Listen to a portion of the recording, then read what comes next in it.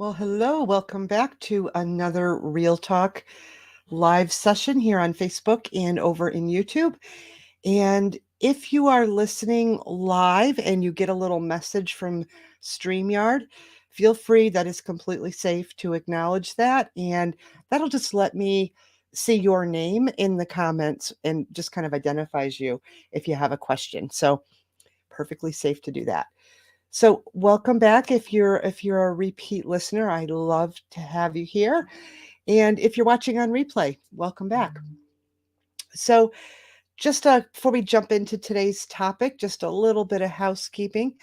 If you do have a question and you're live, feel free to put it in the comments and I will try to keep my eyes on it. I've got another monitor over here, so if I look back and forth, that's what that's all about. If I miss your question, I will be sure to go back and look at comments afterwards, and I will respond immediately after that. So no question will be unanswered.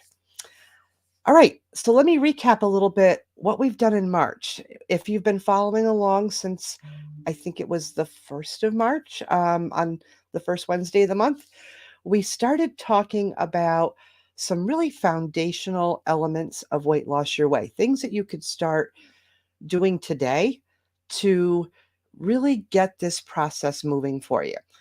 And we started out with figuring out our good and bad food list, because remember, we all have one. It's just this list that we've created in our heads that tells us what foods are good, what foods are bad, and it's usually based on some diet thinking. And what really happens when we do that is we associate the good and bad food choices with ourselves, meaning we make ourselves good or bad based on the choices of food we eat, which is not good at all. So we did that. Then the next week we talked about daily planning and how it's such a great tool to get started. And then we talked about water and sleep last week. We added it all together and came up with these 3 steps to really get you started with Weight Loss Your Way. Now, since then, I have packaged all of that up into a new getting started guide that you can get completely free, because I'm not the kind of coach that's just going to drop a guide on you and then leave you out there hanging. I've included in this guide 2 full weeks of support and coaching via Voxer. So when you download this guide, you can have access to me via Voxer for 2 full weeks.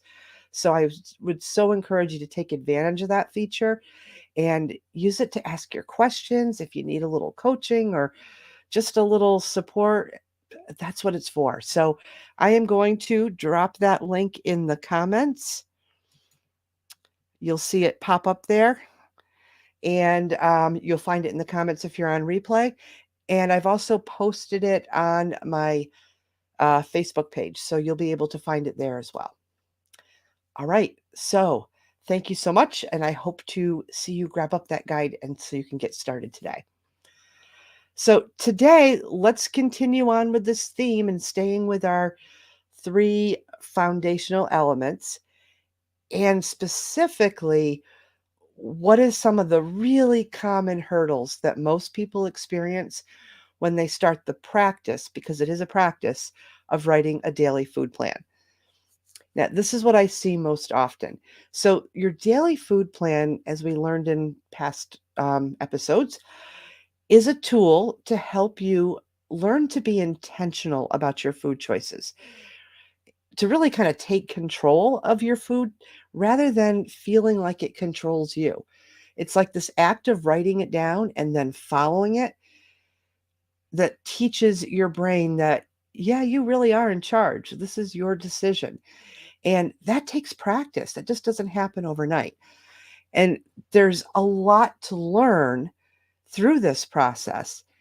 And the only way that happens is if you keep going and keep practicing, because there's absolutely no perfection in Weight Loss Your Way. The whole thing is a practice. So, you know what? I could for sure give you a meal plan and have you count and track a bunch of stuff, but that's not teaching you anything except maybe how to muscle your way through someone else's plan. And and you're not actually really learning anything when we do that.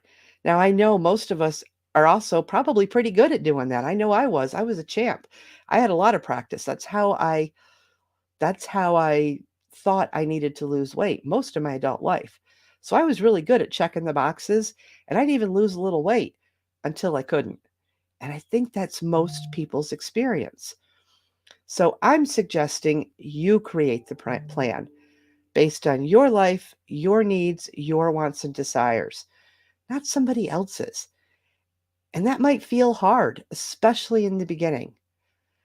And you know why? It's likely because you've never even considered that it was possible that you could figure this out on your own and in your own way. Am I right? Well, because, like I said, you've always looked to someone or something outside of you for the answers. We're looking inward now with Weight Loss Your Way. So, your daily food plan is the start of figuring it all out your way. If you throw your hands up after a couple of days and just because oh, this isn't working, you're only giving up on yourself before you've even given yourself a chance. So that's why, both in the guide and what I've shared here, I recommend giving it 2 real solid weeks, 14 days of consistently planning and stretching yourself to do it just a little bit better than the day before. And you'll be amazed at how much you learn and how much that process evolves for you over those 14 days. So, if you can get your head around that and embrace the fact that you're learning a new way to approach weight loss, everything will be so much easier. And yes, it might feel slow because we're conditioned to expect quick fix results. If weight loss were really quick and easy, you know what? None of us would be here. And yes, it might feel hard some days because sometimes it is hard. That's just the way it is. So give yourself permission to experiment, to mess it up royally, and then to try again the next day. Trust yourself and trust the process. Sorry about that. All right. So we're taking it one day at a time, one plan at a time. So, one of the things I hear most often when people start this process of planning, really pretty early on too, is why am I not following my plan? Or I just can't seem to follow the plan.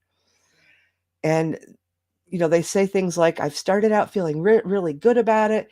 And then the plan just kind of falls apart in the afternoon and I just go off the rails. So maybe you've experienced this already. First, know that it is completely normal. It's a new way to think about approaching weight loss. And it's a new process for you. So, of course, it may not go as well as you'd want it to right out of the gate.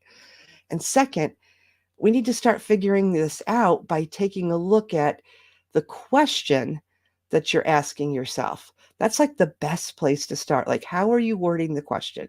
You may have heard me say this before, language matters. So the question I always hear is, again, why am I not following my plan? So what does your brain do when you present it with a question like that? Well, it very logically and systematically tries to answer it. So when you ask, why am I not following my plan? It will tell you all the reasons why you're not following your plan. You'll hear things like, it's too hard. You don't know how. You don't know what you're doing. You always mess this up. There must be something wrong with you. Do you see what I mean? Your brain went about it in a way of just answering questions, right or wrong. That's just how the brain works. And it probably feels pretty terrible. And the answers definitely didn't make you excited or encouraged to try again tomorrow. So language matters. So how can you think about your questions differently? Even the questions you're asking yourself. So in this case, we could try, how can I write a plan that I'll follow? So, that already feels a little better, doesn't it? Let your brain go to work on answering that question. And maybe I can make sure that so here are some of the things that might come up. Your brain might answer, how can I how can I how can I write a plan that I'll follow? It might answer with things like, maybe I can really make sure it's realistic. I can I can make sure that I'm not writing a diet plan, make sure it's a real plan that I can follow. Maybe I can take a closer look at my day and figure out where I might be getting tripped up. Or maybe I can make sure I have lots of options on my plan so I have a choice when it comes to the meals. Or maybe I can just remind myself how important it is to me that I honor my plan and follow what I wrote down. See what I mean? Just ask a better question and you get better answers. My dad used to say that all the time when I was a kid. Ask better questions and you'll get better answers. But it's so true. So your diet brain is probably front and center when you're writing your brain, at least in the beginning. And it's telling you exactly what you should and shouldn't be eating. So coincidentally, maybe not so much, the latest episode of the Weight Loss Your Way podcast dropped today. And it's all about understanding your diet brain and why your diet brain or how your diet brain functions and why it's so quick to get in your business, especially when you're trying to write a plan. So be sure to go listen to that. It's episode 37 and really easy. You can find it on Apple, you can find it on Google and over on my Substack page, or just go to the podcast website page, which is weightlossyourwaypodcast.com. Couldn't be easier. Okay, back to this. So, first step was to take a look at the question you're asking yourself and then reframe it to make sure your brain's going about answering it in a constructive way, not, frankly, a destructive way. So that's a great place to start.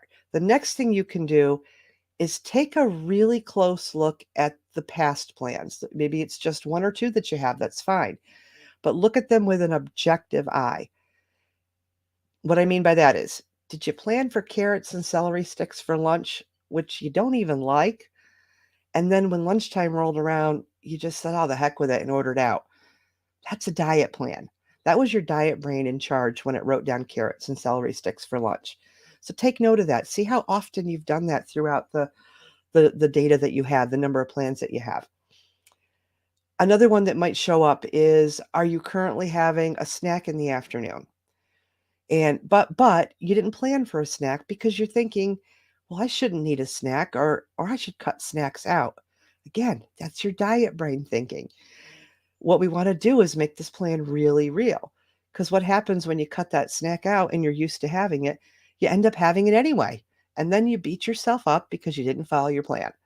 So just plan the snack if that's what you do now. That's real. That's that's what you do today. So plan it. There will be plenty of time down the road to start finding some places where we can maybe level up those food choices or dig into deciding whether or not hunger is driving that snack or something else. We're going to get to all of that. But right now, while you're learning to plan, just make a realistic plan. All right. The other place I often see people overlook or not give quite enough thought to when they're writing their plan is what their day looks like and how that day could influence their food choices. So here's what I mean. Do you have like a jam-packed schedule that's going to leave very little time for preparing a meal? Then maybe you want to think about quick and easy or grab and go choices for that particular day or that meal. Finding time to prepare a homemade meal just might not be reasonable. Might not be in the cards today if you're going to be working right up until 5 or 6 o'clock at night. So set yourself up for success and be realistic about the choices that you make based on how your day's kind of playing out. Maybe you have this is one I struggled with. Maybe you have a difficult meeting. Maybe it's with a difficult boss and you're already feeling stressed about it before it even gets close to the time. So, and you know that kind of stress usually sends you straight to the vending machine for a Snickers bar. It's good information to have. It's good to know. So put the Snickers bar on your plan. And then note that maybe this is an area you're going to want to dig into later. But for right now, we're just learning to plan and we're being real. So if it's a Snickers bar you have in the afternoon after that big meeting, put it on your plan And if you decide you want to have it, you have it. Now, the other option, if you're really feeling like you want to try some advanced tactics, if you know this really stressful thing's coming up and you know you typically have that Snickers bar and maybe you want to level up that choice a little bit, go ahead and plan something, maybe something like really decadent that you can look forward to after that really stressful meeting. Not just the sugar rush of, whew, it's behind me, but maybe something like a really nice fruit and cheese plate, for instance, that you can sit down and enjoy and de-stress after that meeting. So think about little ways as you're making your plan that you can make this a little more exciting, maybe a little fun, and start thinking about the different choices that you make and how to make them just more decadent. I love that word, more decadent. All right, so do you see what I mean? Taking just a few minutes to really consider your day can make following your plan so much easier because what you're doing is considering all the obstacles that might get in your way and then planning accordingly. All right, I hope that makes sense. That's really what I wanted to cover today. Those couple of things always come up when people first start to plan, and they can be real roadblocks. So just please recognize it's normal. It's supposed to happen, and it's an opportunity to practice and try different things. So be on the lookout for diet thinking or diet planning, and then make your plan realistic. And then you can always pressure test it. You should feel pretty darn confident when you look at that plan that no matter what's going on in your day, that you can follow it. And then go to bed at night feeling proud of yourself. And if you do have any doubts, take another look at what you wrote down and make it real without judgment. That's just your diet brain trying to have a say in the matter. And when it comes to planning, that we don't want the diet brain to have any input. And then, excuse me, remember to make sure you're considering your whole day when you write your plan. And